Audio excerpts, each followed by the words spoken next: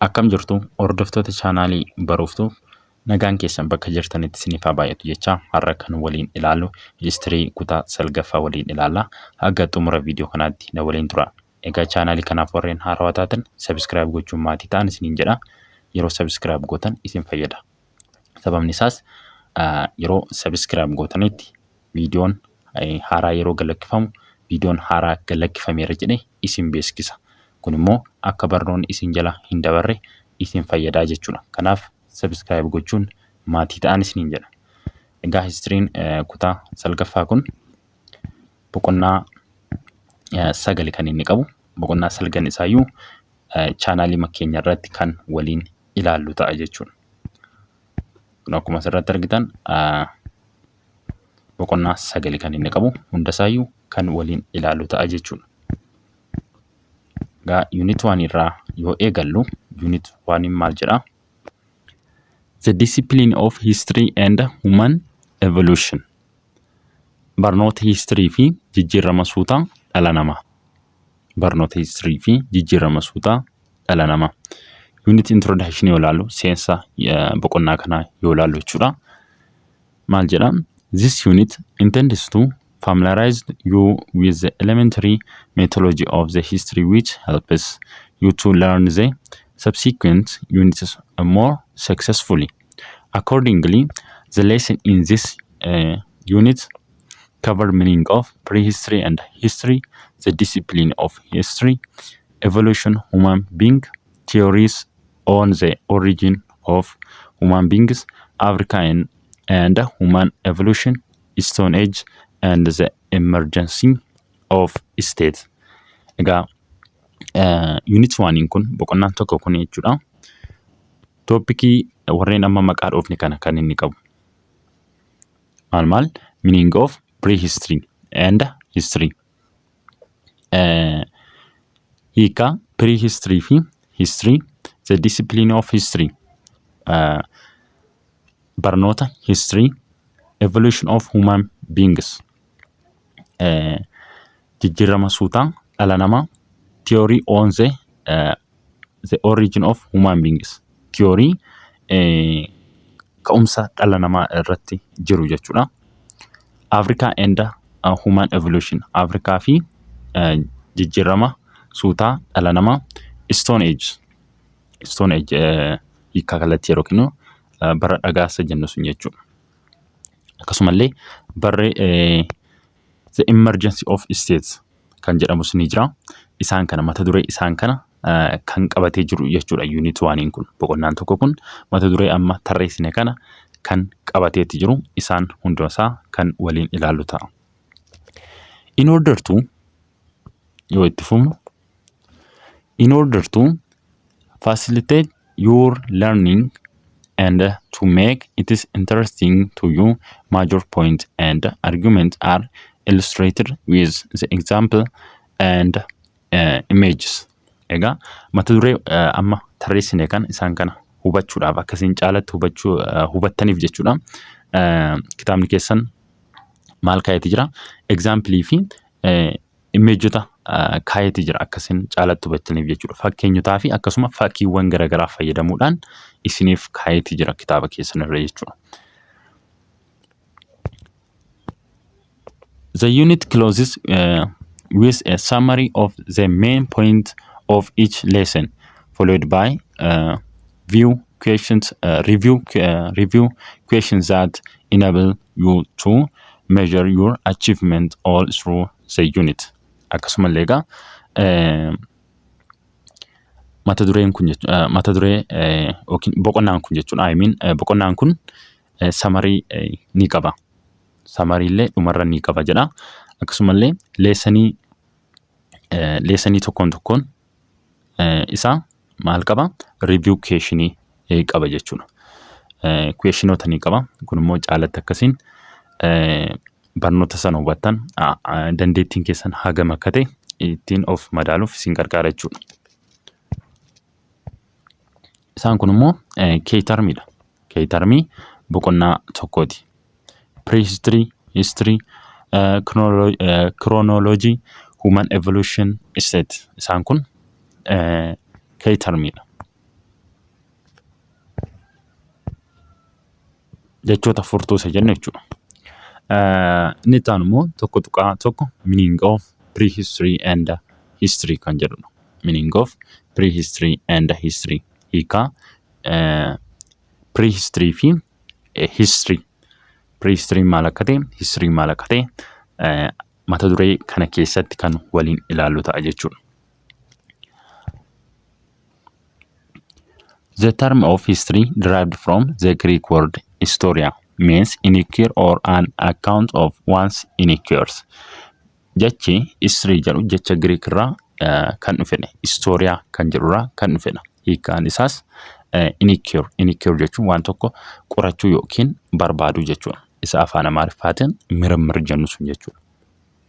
Jechi history jedhu jecha kan eenyuti? Jecha Greekiti jechuudha. Jecha Greekiti. Historia kan jedhu irraati. Historia jechuun immoo iniquity jechuudha.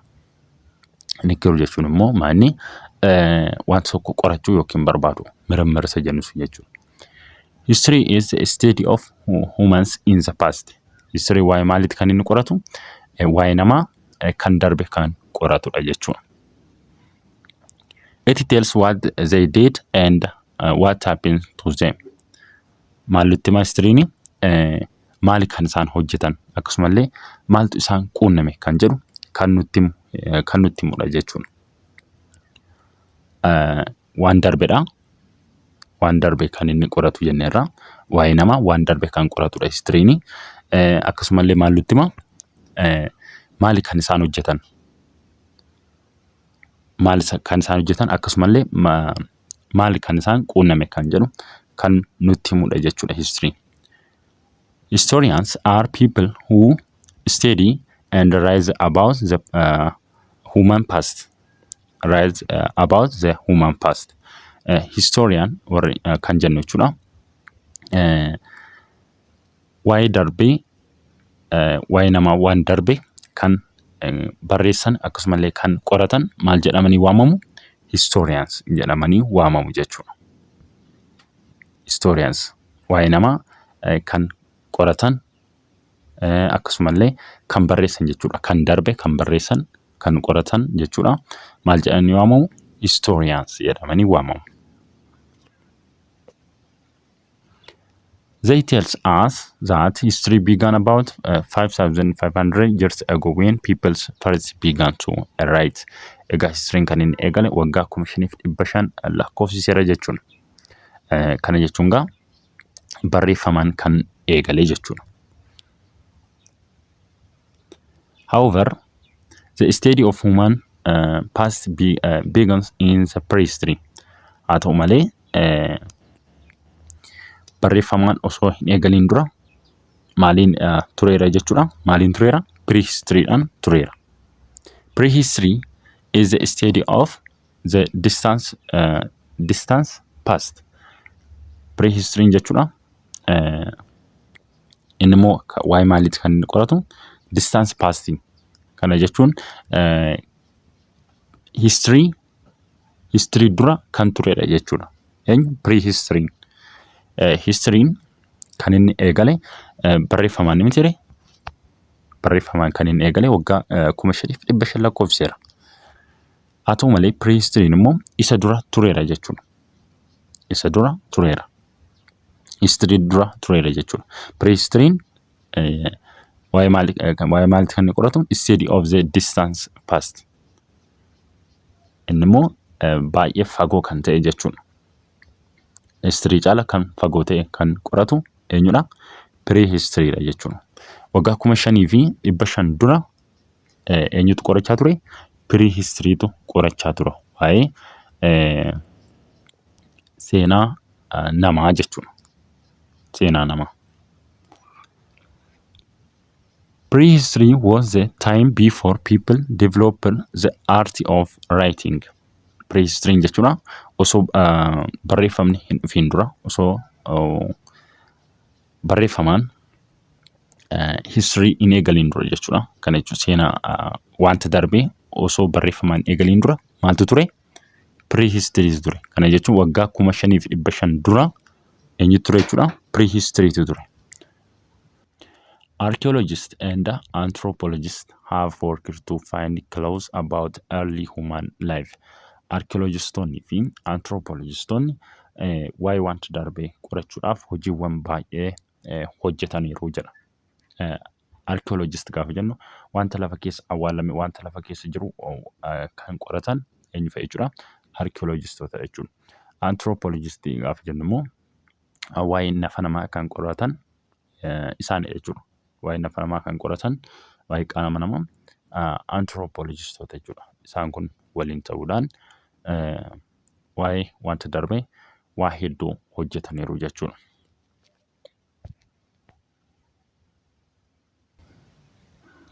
Only a small part is studied of this event and needed of the past. Egaa waa'ee wanta darbee kan qoratame waa xiqqoodha jechuudha. Paartii xiqqoo qofatu kan qoratame. Waa'ee wanti darbee waa baay'eetu jiru. Haa ta'uti malee waa xiqqoo qofatu qoratame jechuudha. This small part which is studied is also called history. Paartiin isheen xiqqoon qoratamte kunis maal jedhamti waamamti? History jedhamee waamama jechuudha. Unlike prehistory, however, the subject of history mainly deals with the past, beginning from when writing and recording started. Egaa prehistory jechuudha. Waa'ee wanta darbeeti kan inni qoratu. Haa ta'uti malee inni distance pastidha kan inni qoratu jechuudha. Prehistory distance pastidha kana jechuun osoo barreeffamni hin eegalin dura kan qorachaa ture eenyudha jechuudha. Prehistoryidha jechuudha. History is about human interaction, the growth of civilization, the invention of new technology, man's relationship with the environment, etc. History jechuudha. Waa'ee maaliiti? Kan inni hammatu egaa kan inni qoratu jechuudha. Human interaction, hariiroo namaa, the growth of civilization, guddina qaroominaa jechuudha. Waa'ee qaroominaan qorata. Interactionii namoota, hariiroo namootaa jechuudha. The invention of new technology, waa'ee technology illee technology akkamii fayyadamaa turan kan jedhullee kan qoratudha jechuudha. Relationship yookiin hariiroo environmentii faana qabu, hariiroo naannoo faana qabu, hariiroo inni uumama faana qabu kana kan dabalatudha jechuudha. One of the significant concerning of history is the study of humans' interaction with the natural environment in the past. Egaa history jechuudha. Namni jechuudha interaction naturally faana qabu, natural environment faana qabu, uumama faana kan inni qabu kan inni qoratu jechuudha. Waa'ee kan darbe keessa waa'ee darbeetti miti history kan qoratu. Waa'ee darbe keessatti hariiroo akkamiiti environment faana qabu, naannoo isaa faana qabu, uumama faana kan inni qabu, hariiroo akkamiiti kan jedhu kan qoratu history. However, the other disciplines do it in the present. Hariiroo dhala namaa fi natural environment yookiin uumama gidduu jiru yeroo ammaa kanatti saayinsii biraatiin qoratamu jiru malee jedha. Man interact with the natural environment to produce his primary needs such as food, shelter and clothes. Egaa hariiroo uumamaa fi dhala namaa gidduu jiru hariiroo isaanii kan uumuuf sababa kan ta'e maal jechuudha? Wantoota bu'uuraati. Wantoota bu'uuraa dhala namaatiif barbaachisan isaan guuttachuufidha jechuudha. Hariiroo kana kan uuman jechuudha uumama faana. Fakkeenyaaf fudhattan nyaataaf, manaaf, mana keessa jiraataniif, uffataaf isaan kana guuttachuudhaafidha jechuudha. Fakkeenyaaf mana ijaaruudhaaf maal barbaachisa? Muka barbaachisa. Mukti immoo natural environment keessa kan inni jiru jechuudha. Uumama keessa kan inni jiru. Kanaaf primarily need wantoota bu'uura ta'an jireenya keessatti wantoota bu'uura ta'an guuttachuuf jecha hariiroo uumama faana uumuun barbaachisa jechuudha. In the production process, human beings improved the production tools and the quality and quantity of the production. Egaa processii keessa dhaawataan jechuudha. Dhalli namaa maal prove gochaa dhufeera jechuudha. Meeshaalee akkasumallee wantoota qulqullina qabanii fi akkasuma maal isaa fooyyessee dhufeera, qulqullina isaas baay'ina isaas fooyyessaa dhufeera jechuudha waan oomishu tokko.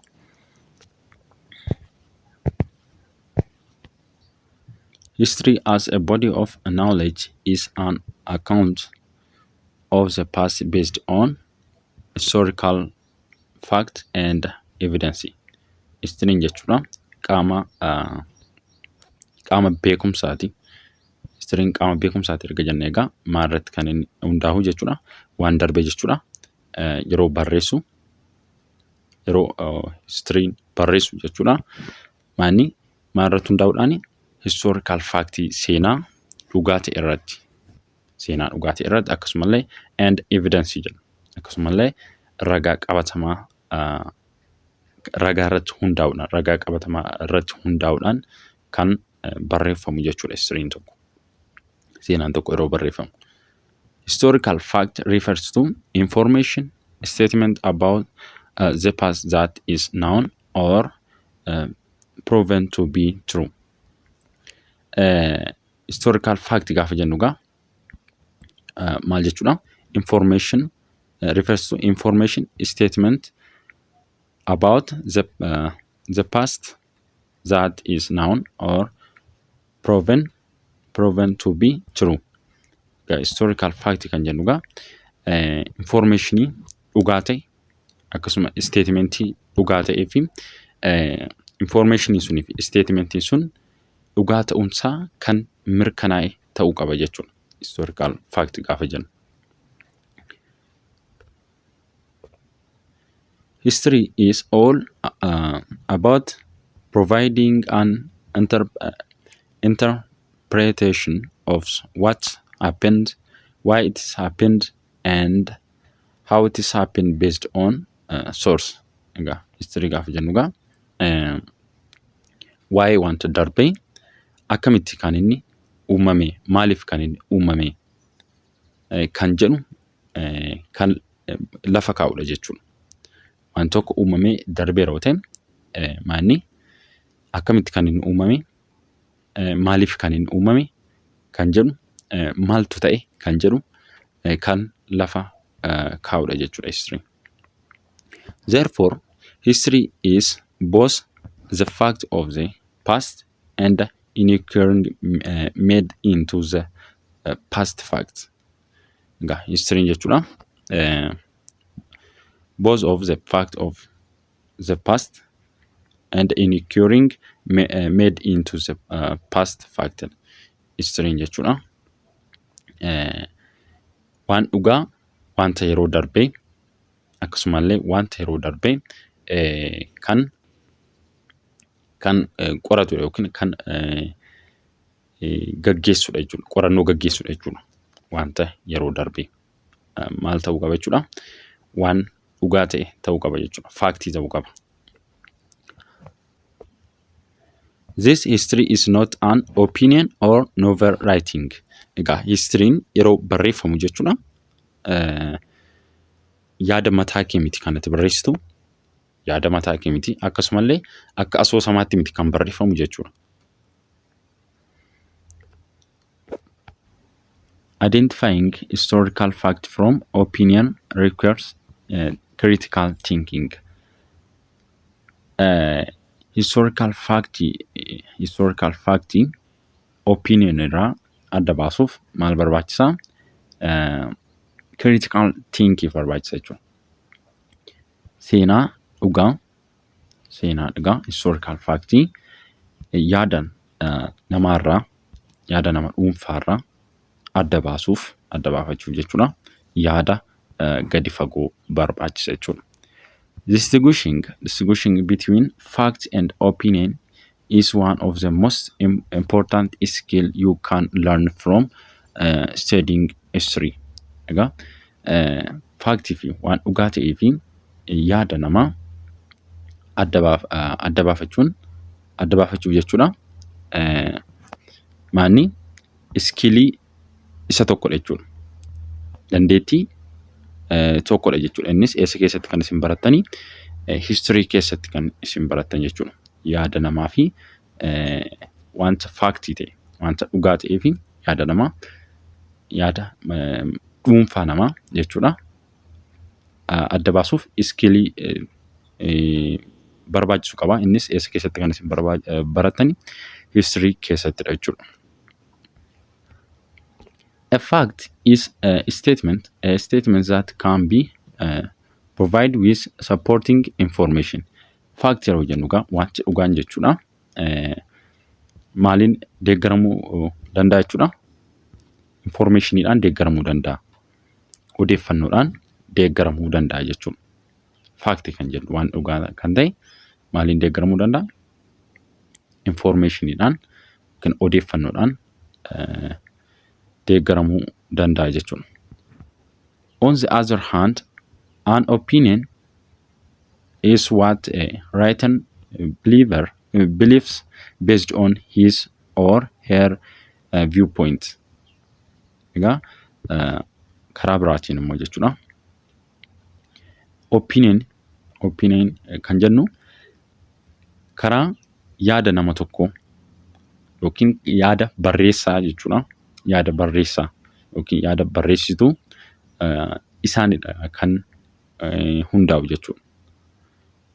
Isaanii kan hundaa'u yaada barreessaa yookiin yaada barreessituutiin kan inni hundaa'u jechuudha.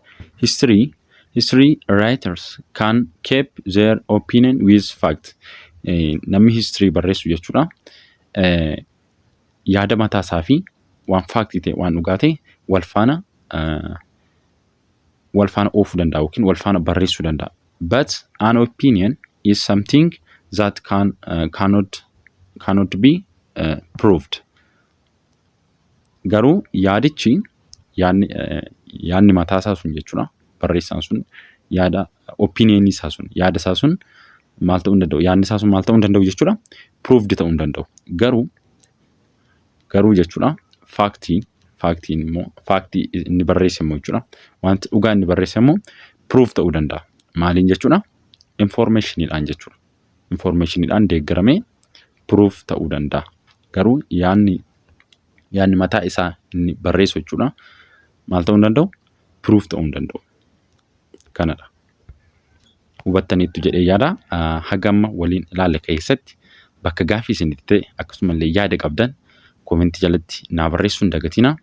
Viidiyoo ittaanuun tokko tuqaa lama The Discipline of History kan jedhu walitti deebina. Haga sanatti nagaa naa turaan isiniin jedha.